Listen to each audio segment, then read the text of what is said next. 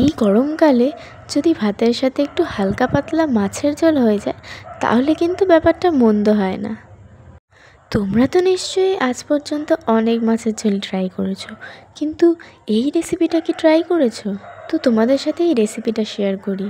তার আগে বলি, তোমরা যদি আমার চ্যানেলে নতুন হয়ে থাকো তাহলে সাবস্ক্রাইব করে বেল আইকনটা ক্লিক করে দিও। আর যদি তোমাদের ভিডিওটা ভালো লেগে থাকে তাহলে লাইক করে দিও আর কমেন্ট করে জানিও যে কেমন লেগেছে।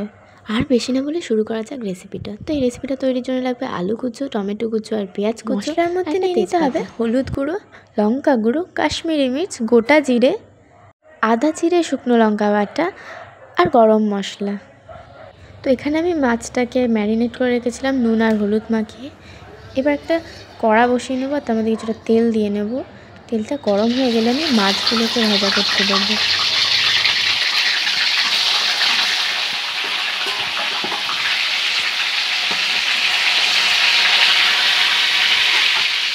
দেখো মাছগুলো একটু গোল্ডেন গোল্ডেন হয়ে আসছে, প্রায় ভাজা হয়ে গেছে, দেখতে পাচ্ছি ব্রাউন টাইপ হয়ে গেছে।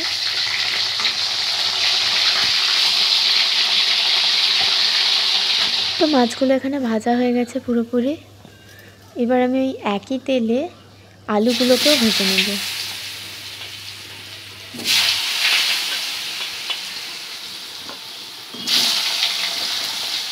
আলুগুলো এখানে ভাজা হয়ে গেছে, এবার আমি থালায় তুলে নেব এগুলো।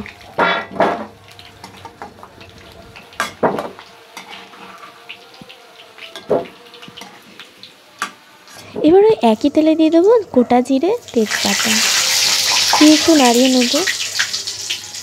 এরপর দিয়ে দেবো টমেটো আর পেঁয়াজ কুচি দিয়ে ভালো করে কষিয়ে নেব। এরপর দেবো স্বাদ মতো নুন, এবার একটু নাড়িয়ে নেব। এরপর দিয়ে দেবো আদা জিরা শুকনো লঙ্কা বাটা,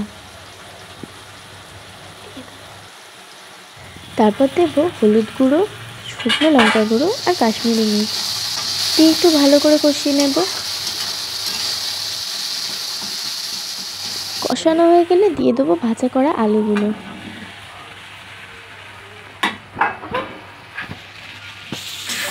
দিয়ে একটু ভালো করে কষিয়ে নেব।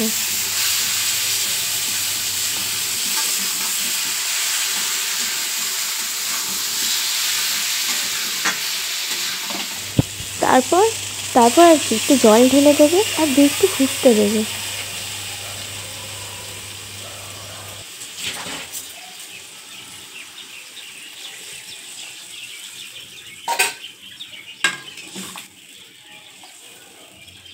কিছুক্ষণ নাড়িয়ে নেওয়ার পর একটা ঢাকনা চাপা দিয়ে দেবে, দিয়ে কিছুক্ষণ ফুটতে দিয়ে দেবে আবারও। কিছুক্ষণ পর ঢাকনাটা খুলে দেখবে ঝোলটা রেডি হয়ে গেছে, টকবক করে ফুটছে। এরপর মাছগুলোকে একে একে দিয়ে দেবে ঝোলের মধ্যে।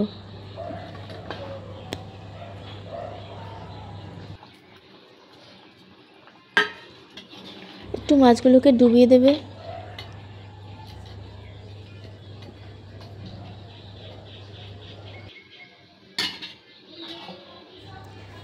এরপর একটা ঢাকনা চাপা দিয়ে দেবে। কিছুক্ষণ পর ঢাকনাটা তুলে দেখবে ঝোলটা টকবক করে ফুটছে।